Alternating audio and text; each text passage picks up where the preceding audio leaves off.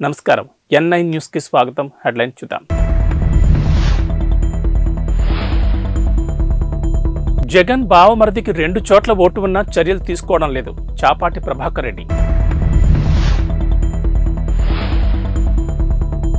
India కూటమికి కీలక పార్టీలు దూరం అవుతున్న వేళ తమిళనాడు సీఎం స్టాలిన్ కీలక వ్యాఖ్యలు. నేడు భీమిలి సిద్ధం సభతో ఎన్నికల శంఖారావాన్ని పూరించనున్న జగన్ మేనమామ ఎమ్మెల్యే రవీంద్రనాథ్ రెడ్డి కుమారుడు నరేన్ రామాంజల్ రెడ్డికి 2 చోట్ల ఓటు హక్కు ఉందని తెలుగు యువత కడప జిల్లా అధ్యక్షుడు చాపాటి ప్రభాకర్ రెడ్డి తెలిపారు. కమలాపురంలో నిర్వహించిన మీడియా సమావేశంలో ఆయన మాట్లాడుతూ రామాంజల్ రెడ్డికి కమలాపురంలోని 29వ కేంద్రంలో వరుస సంఖ్య 35 RCR 13766880 నెంబర్తో ఒక ఓటు, చెన్నూరులోని 71వ కేంద్రంలో వరుస సంఖ్య 795 RCR 141110 నెంబర్తో మరో ఓటు ఉందని తెలిపారు. దీనిపై వీఆర్ఓ, తహసీల్దార్, జీఎల్ఓలకు ఫిర్యాదు చేసినా తొలగించలేదని ప్రభాకర్ రెడ్డి మండిపడ్డారు. ఈ విషయాన్ని ఎన్నికల సంఘం దృష్టికి తీసుకెళ్తామని చెప్పారు. మరోవైపు రామాంజల్ రెడ్డి సీకే దిన్నే జడ్పీటీసీ సభ్యుడిగా ఉన్నారు. విపక్షాల ఇండియా కూటమికి ఇప్పటికే తృణమూల్ కాంగ్రెస్, ఆప్ పార్టీలు దూరమవగా బీహార్ సీఎం నితీష్ కుమార్ సారథ్యంలోని జేడీయూ కూడా గుడ్ బై చెప్పనుందని ఊహాగానాలు వెలువడుతున్నాయి. మిత్రపక్షాల మధ్య విభేదాలు పెరిగిపోతున్న నేపథ్యంలో ఇండియా కూటమికి చెందిన డీఎంకే పార్టీ అధినేత తమిళనాడు ముఖ్యమంత్రి ఎంకే స్టాలిన్ ఆసక్తికరమైన వ్యాఖ్యలు చేశారు. బీజేపీ వ్యతిరేక ఓట్లు చేలిపోకుండా ఐక్యంగా ఉండాలని కూటమి నాయకులను స్టాలిన్ కోరారు. 2024 లోక్సభ ఎన్నికల్లో బీజేపీని మళ్లీ అధికారంలోకి రానివ్వకూడదన్న లక్ష్యంతో అన్ని పార్టీలు కలిసి పనిచేయాలన్నారు. ప్రతి ఒక్కరికి ఒకే ఒక లక్ష్యం ఉండాలి. బీజేపీని తిరిగి అధికారంలోకి రానివ్వకూడదు. బీజేపీ వ్యతిరేక ఓట్లు చేరిపోకూడదు. బీజేపీ తిరిగి అధికారంలోకి వస్తే దేశంలో ప్రజాస్వామ్యం, ఫెడరలిజం ఉండవు అని స్టాలిన్ వ్యాఖ్యానించారు. ఈ మేరకు శుక్రవారం తిరుచిరాపల్లిలో జరిగిన ఓ కార్యక్రమంలో ఆయన మాట్లాడారు. కాగా ఇండియా కూటమిలో అయోమయ పరిస్థితి నెలకొంది. పశ్చిమ బెంగాల్ ముఖ్యమంత్రి మమతా బెనర్జీ రాబోయే సార్వత్రిక ఎన్నికల్లో రాష్ట్రంలో ఒంటరిగా పోటీ చేస్తామని ప్రకటించడంతో కూటమికి పెద్ద ఎదురుదెబ్బగా మారింది. సీట్ల పంపకాలపై కాంగ్రెస్, టీఎంసీల మధ్య మాటల యుద్ధం నేపథ్యంలో ఆమె ఈ నిర్ణయం తీసుకున్నారు.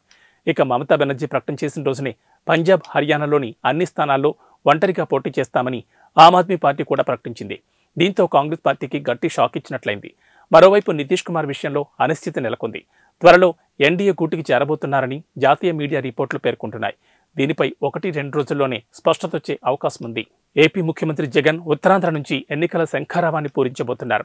భీమిలి నియోజకవర్గం తగరపు వలసలో సిద్ధం పేరుతో భారీ బహిరంగ సభను నిర్వహించబోతున్నారు. ఈ మధ్యాహ్నం 2:30 ఈ సభ ప్రారంభం కానుంది. గత సభలకు భిన్నంగా ఈ సభను నిర్వహించబోతున్నారు. సభా వేదిక మాత్రమే కాకుండా పెద్ద ర్యాంపును కూడా ఏర్పాటు చేశారు. ఈ ర్యాంప్ మీద నడుచుకుంటూ కార్యకర్తల్లోకి వెళ్లి వారితో జగన్ మమేకమవుతారు. పార్టీ కేడర్ అభిప్రాయాలను స్వయంగా తెలుసుకుంటారు. ఈ సభలో తన పాలనలో జరిగిన సంక్షేమాన్ని, అభివృద్ధిని జగన్ వివరించనున్నారు. వైసీపీ ప్రభుత్వంపై విపక్షాలు చేస్తున్న విమర్శలను ఎలా తిప్పికొట్టాలో కేడర్కు తెలియజేయనున్నారు. రానున్న ఎన్నికలకు పార్టీ శ్రేణులను సిద్ధం చేయడమే ఈ సిద్ధం సభ లక్ష్యం. ఎన్నికలకు కేడర్ను సంసిద్ధం చేయడమే లక్ష్యంగా నిర్వహించబోతున్న సిద్ధం సభలు భీమిలి సభతో ప్రారంభం కానున్నాయి. రాష్ట్ర వ్యాప్తంగా ఈ సభలు జరగనున్నాయి. వచ్చే ఎన్నికల్లో 175 స్థానాలను గెలుచుకోవడమే లక్ష్యంగా ఈ సభలను నిర్వహిస్తున్నారు.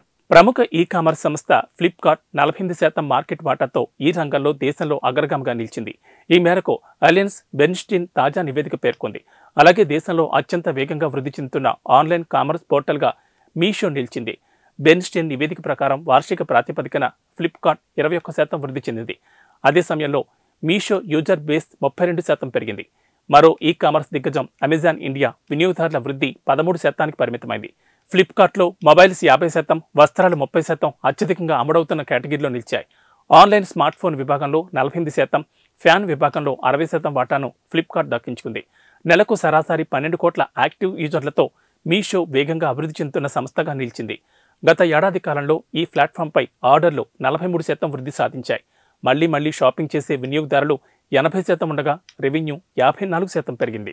సికింద్రాబాద్ కంటోన్మెంట్ మాజీ ఎమ్మెల్యే బింగి మచ్చేంద్రరావు కన్నుమూశారు. వృద్ధాప్య సమస్యలతో బాధపడుతున్న ఆయన అల్వాల్లోని తన నివాసంలో తుది శ్వాస విడిచారు. 1978-83లో జనతా పార్టీ ఎమ్మెల్యేగా ఆయన సేవలు అందించారు. ఆయన మరణ వార్త విని పలువురు రాజకీయ నాయకులు సంతాపం తెలిపారు. కంటోన్మెంట్ ప్రజలు ఆయన సేవలను ఎప్పటికీ మర్చిపోలేరని గుర్తు చేసుకున్నారు.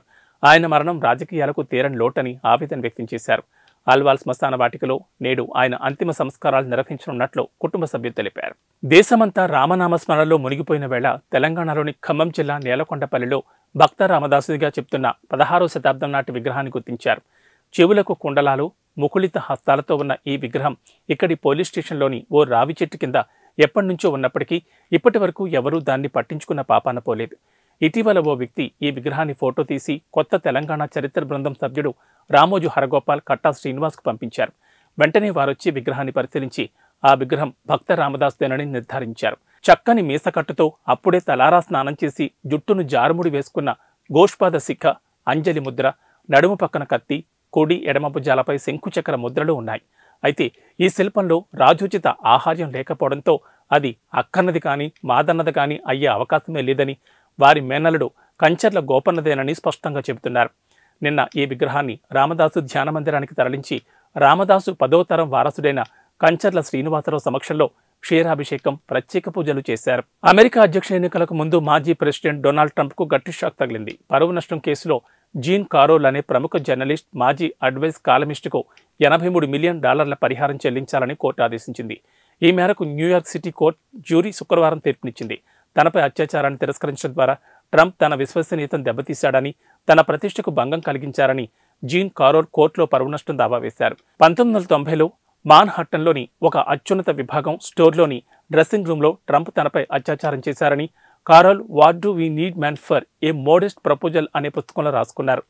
దీన్ని జూన్ 2019లో న్యూయార్క్ మ్యాగజైన్ ప్రచురించింది. అయితే ఇదంతా అసత్య ప్రచారమని, అత్యాచారం అవాస్తవమని ట్రంప్ ఖండించారు. రాజకీయ దురుద్దేశంతోనూ ఇలా చేశారని, కారోల్ ఒక అబద్ధాల కోరని ట్రంప్ విరుచుకుపడ్డారు. అసలు ఆమెను తాను ఎప్పుడూ కలవలేదని కూడా ఆయన ఖండించారు. అవును, నీళ్లు కాదు, 2 లీటర్ల నువ్వుల నూనెను ఓ మహిళ క్షణాల్లో తాగేసింది. ఆదిలాబాద్ జిల్లా ఉట్నూరు ఏజెన్సీలోని నార్నూర్ కామదేవ్ జాతరలో గత రాత్రి ఈ ఘటన చోటు చేసుకుంది. ఆదివాసీ గిరిజనులు ఘనంగా జరుపుకునే ఈ జాతర తొడసం వంశీయుల పూజలతో ప్రారంభమైంది. ఇందులో భాగంగా తొడసం వంశీయురాలైన ఆడపడుచు మేస్త్రం నాగుబాయి చందు 2 లీటర్ల నువ్వుల నూనెను కటకటా తాగేశారు. జాతరలో ఇలా నువ్వుల నూనె తాగడం ఆచారంగా వస్తోంది. ఆడపడుచు హోదాలో ముందుకొచ్చే మహిళ వరుసగా 3 ఏళ్ల పాటు ఈ జాతరలో నువ్వుల నూనె తాగాల్సి ఉంటుంది. మహారాష్ట్రలోని జబితా తాలూకా కొద్దేపూర్ గ్రామానికి చెందిన చందు నూనె తాగడం వరుసగా ఇది 2వసారి. ఇలా నూనె తాగడం వల్ల మంచి జరుగుతుందని తొడసం వంశీయులు విశ్వసిస్తారు. యూట్యూబ్లో సబ్స్క్రైబర్ల సంఖ్యను పెంచుకోవడమే లక్ష్యంగా ఓ యువతి దారుణానికి తెరతీసింది. లైవ్లోని జంతువులను చిత్రహింసలు గురిచేసి చంపడం మొదలుపెట్టింది. ఈ మేరకు 4 లైవ్ వీడియోలను గుర్తించిన పోలీసులు ఆమెను అరెస్ట్ చేశారు. అమెరికాలో ఈ ఘటన జరిగింది. పెన్సిల్వేనియాకు చెందిన 28 ఏళ్ల అనిగర్ మోన్సీ అనే యువతి జీవహింసకు పాల్పడిందని పోలీసులు వెల్లడించారు. ప్రాణంతో ఉన్న జంతువులను హింసిస్తున్నట్లుగా, వికృతంగా వ్యవహరిస్తున్నట్లుగా గుర్తించామన్నారు. లైవ్లో కోడి, పావురం, కుందేలు, కప్పల శరీర భాగాలను ముక్కలుగా కోస్తున్న 4 లైవ్ స్ట్రీమింగ్ వీడియోలను ఆమె ఛానల్లో గుర్తించామని, గత వారం ఆమెపై కేసు నమోదు చేసినట్లు వెల్లడించారు.